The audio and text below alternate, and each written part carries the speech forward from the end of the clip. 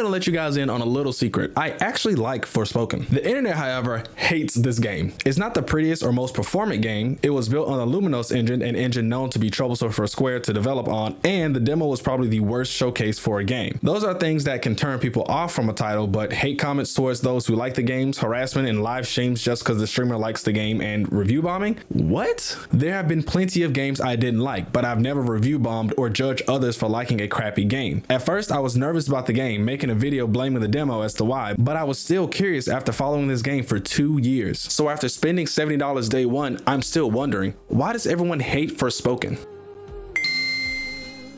Hello world and all who inhabit it, it is I, the Great Sayran, and Forspoken was announced in 2020 as a PS5 console exclusive. Square Enix is no stranger to doing this for Sony, as they usually have a big AAA exclusive or two in the tank for them, and usually a smaller project for Nintendo. Sorry Xbox. Square is one of my favorite third-party developers. They're consistent, albeit not always hitting the mark with quality, and they usually center around action RPGs, which are one of my favorite genres. I have faith Forspoken will be fun. They stepped out of the box with a brand new IP, and having a black female lead, I was all for it. Side note, Ella Balinska is absolutely gorgeous and is reason enough to buy this game. Simping aside, I thought this was a really big move for the market, and if no one else cared, I would. There has been a lot of bad press around this game, from a bad demo to a lack of review codes to really questionable PC requirements. All these things created an echo chamber for people to just dunk on the game, but it's to the point where people who hadn't played it are trashing it, even review bombing it and giving this game a 0 left and right on Metacritic, saying the same cringe dialogue, unlikable main character shtick. Review bombing is corny, and many people have attested to the natural toxicity of gamers. The community has seen no shortage of hate towards minorities and women, but regardless, I had to take a look and see what I personally liked and disliked about this game. It can't be as bad as they exaggerate it to be,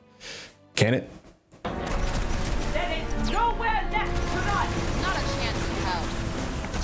Let's talk about one of the best parts, the combat. I don't know if it was because I just came off The Last of Us and needed a change in game pacing, or if I just crave fast action. Either way, Forspoken's combat scratches that itch. I love it. I love that in the demo, albeit I hated the button mapping and had to go into my PS5 system settings to make them more comfortable. The final build of this game has button remapping, so I changed my action button from R2 to square, and it made all the difference. Combat is fast paced and just happens. Your companion Cuff, who we'll talk about later, will let you know when you're in danger and in the presence of enemies, and when you're safe. You can also perform a Cuff scan and scan the radius to find enemies, items, and points of interest. The combat is smooth, but you have to get into a groove. If you don't play it for a while like I did, taking a week break from the demo to launch, it can be a bit difficult to just hop back in, but you'll get it. The combat revolves around attack and support magic, interchanging the two to defeat enemies. My favorite early game spells being the scatter shot and the tendril. I'm an offensive player and love to see those damage numbers, so these are my go-to. You can swap out magic at will, with attack magic having no cooldowns after charging them up for a more powerful attack, but support magic does, and that makes sense. Some abilities you want to use every so often, like Bind or Dispel, which attacks nearby enemies for you. You don't want the game to be super easy by spamming that support magic. I do wish Bind worked on more enemies. The ones I'd like to use it on always seem immune. I get it not working on the big health bar mini bosses, but all open world enemies should be affected by this magic. It does add a level of difficulty and requires me to use magic parkour to dodge incoming attacks more often, instead of slowing enemies down and taking a moment to let my stamina rebuild. Stamina is super important in fights if you like to hop around like I do or forget to dodge. Your stamina is used to auto block attacks, but also you need it to dodge unblockable attacks and put distance between you and the glowing red enemies. I think it's a great system because if you're too reckless, your stamina is depleted and you'll have a tougher time dodging, or if you take too big of a hit, you'll be very vulnerable for a while. Combos chain well with your dodge and frequent movement, allowing you to get in cheeky big hits. Once you unlock more magic, seamlessly switching between them will add more combos and create a high skill ceiling for you to reach if you want to master the complexity of the combat. I really like it, and it's what I want from an action game. It's not button mashy like DMC and Bayonetta can sometimes feel, but it's not as well timed and calculated as a Souls game or the newer God of War games are. I'm a fan, and it's what pushes me to pick up my controller over and over again. There's a skill tree, and on top of that, individual and specific challenges to master for each skill that adds to the usability of it, and that's not just with combat.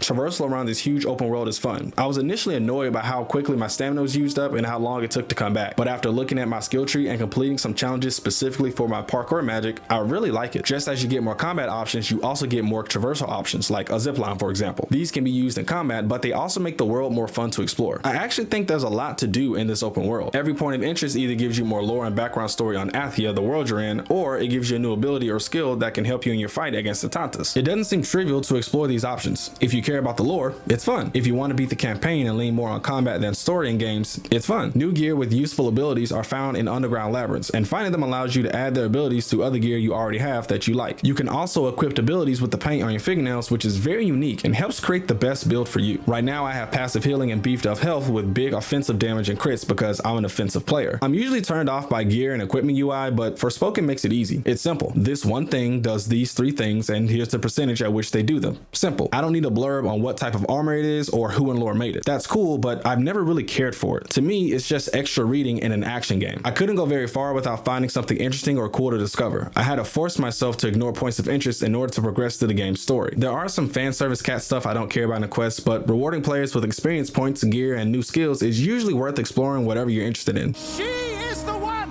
who freed the demon! Please, Your Highness, your anger will not serve us now. The story is okay. I don't feel extremely tied to it, but I'm a gameplay person anyway. It's actually why I get turned off by Sony's usual first-party games, which can be more story-focused than gameplay-focused. You play as a 20-year-old woman named Frey who's homeless and orphaned in New York City. You get whisked away to a magical land accidentally after bonding with your sneaky arm partner, Cuff. They bicker, but it's usually because Cuff is a jerk and Frey is a tough street girl, as she calls it. People seem to really hate the dialogue, but one, you can adjust the frequency of it, and two, it's really not that bad. It's not award-winning, but I never expect video games to be. I expect him to play well, not talk well. He's completely mad. Yeah, too far gone for anyone's good. Corrupted by the break. Well, Break Bob here is the best shot I got at leaving, so...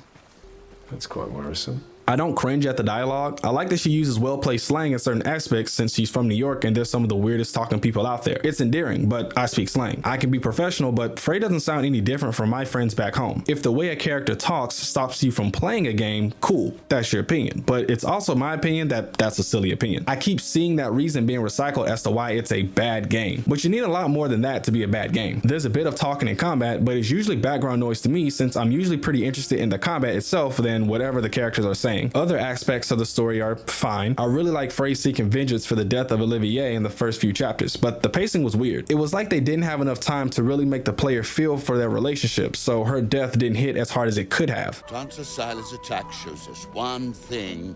The enemy of our enemy is our friend. And how many further agonies must we suffer? Her presence has cost us too many lives. Councilwoman Belette is right. Tanta Sila will surely visit her wrath upon us once more. A clear majority. The girl must be surrendered to Tanta Sila at once. No need. I'll go to her myself. I like a well-paced game, but I wouldn't have minded more interaction between them before that scene. Frey also says in game that they didn't talk much, so she didn't know why she felt so connected. An NPC says he sees their similarities as they were both brave, strong, and alone. It was a missed opportunity for huge impact. We understand why, but we didn't feel why. But then again, they weren't trying to create gaming's best story. Mid-character dialogue and a mid-story aren't enough to make a game bad, but I will accept bad performance as a reason. Here are the notes on the Tirana I promised you. Look, about our deal.